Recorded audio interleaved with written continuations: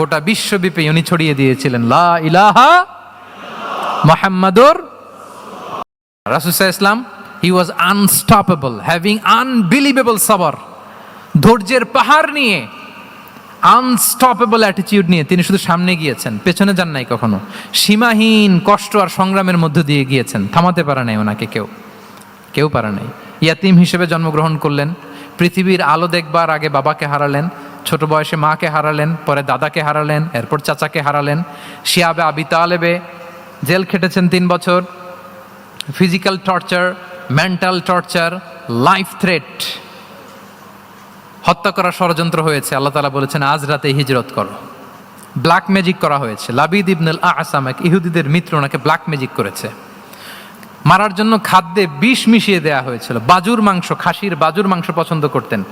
খাইবারের এক ইহুদি নারী এই ছাগলের এই মাংসের মধ্যে বিষ দিয়েছিলেন।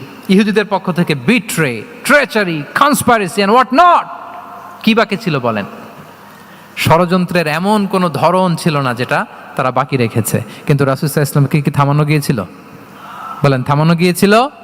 গোটা বিশ্বব্যাপী উনি ছড়িয়ে দিয়েছিলেন লা ইলাহা মুহাম্মাদুর